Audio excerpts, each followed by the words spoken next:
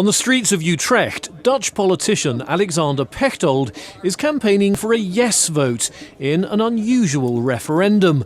The question, should the association agreement between the European Union and Ukraine be ratified?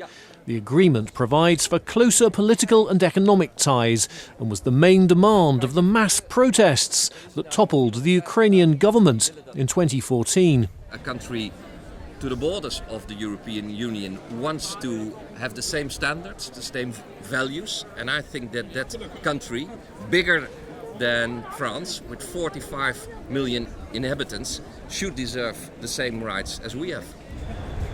The reason the fate of Ukraine is being considered by residents of these picturesque streets and canals is a new law that enables citizens to call non-binding votes on treaties passed by Parliament.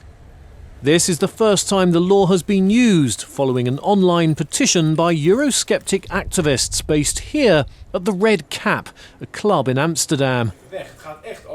Inside, Thierry Baudet, one of the initiators of the referendum, is holding a news conference. He says the association agreement would be a disaster. We're going to receive high numbers of immigrants. We're going to have to pay significant amounts of money to Ukraine, a country that's not going to be able to do very wonderful things with that money. These issues seem remote for many Dutch people. 30% of voters must take part in the referendum for it to be valid, but the campaign has been lacklustre, and many people at this market are uncertain about voting. I think there are some other things that we could vote instead of Ukraine. That's just my opinion. No, I'm not. You have decided not to go? Because I have no idea what to vote. I don't recall. I did read an article about it. It's been widely suggested that what's really at stake here goes beyond Ukraine. Eurosceptics have latched on to opinion polls predicting a no vote, saying they reflect a much broader disaffection with the European Union. They've been supported by prominent British Eurosceptic Nigel Farage. It is about governments and Brussels together, fundamentally changing the nature of Europe, the direction of Europe, without ever asking anybody.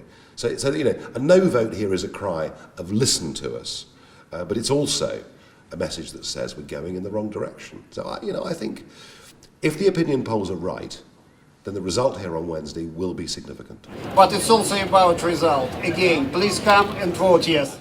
So no surprise that the Ukrainian Foreign Minister, Pavlo Klimkin, flew in for some last-minute lobbying in Amsterdam. Ukraine's 2014 protests were sparked by popular desire for a European future.